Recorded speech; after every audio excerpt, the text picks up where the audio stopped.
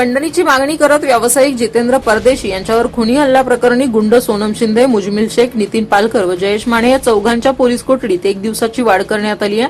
आज आरोपींना घटनास्थळावर नेताना इस्लामपूर पोलिसांनी शहरातील प्रमुख मार्गावरून धिंड काढली। आरोपींची धिंड पाहण्यासाठी इस्लामपूर शहरातील हजारो नागरिक जमा झाले होते, त्यामुळे सर्वत्र ट्रॅफिक जाम झाला। काही दिवसांपूर्वी व्यावसायिक जितेंद्र परदेशी आणि गुंड सोनम शिंदे, मुजमिल शेख, जयेश माने, नितीन पालकर यांच्यासह साथीदारांनी जितेंद्र परदेशी यांना शिवीगाळ व लाथाबुक्क्यांनी मारहाण केली होती। जितेंद्र परदेशी यांच्या अंगावर सोनम शिंदेने लोखंडी कोयत्याचा वार केला। जितेंद्र परदेशी यांनी स्वरक्षणासाठी सोनम शिंदे यांच्या हातातील कोयता हिसकावून घेत सोनम शिंदेच्या पायावर मारल्याची घटना घडली होती।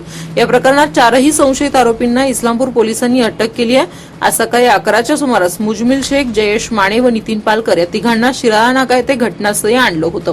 मुख्य चौकात तिघांना गुडघ्यावर रंगाला लावलंय। पोलिसांनी आरोपींकडून कायदा सर्वश्रेष्ठ आहे, पोलीस जिंदाबाद असं वदवून घेतलंय। त्यावेळी शिराळा नाका येथे गर्दी झाली होती। पंचायत समिती परिसरातील जितेंद्र परदेशी यांच्या व्हिडिओ गेम सेंटरमध्ये आरोपींना आणलं होतं। बघ्यांची गर्दी जमल्यानं पेठ सांगली राज्यमार्गावर वाहनांची रांग लागली होती। शहरातील प्रमुख मार्गावरून आरोपींची धिंड काढताना पोलीस निरीक्षक विश्वास साळुंके यांनी रस्त्यावरील सर्वच मेडिकल दुकानदारांना नशेच्या गोळ्या ठेवू नये असं आवाहन केलंय।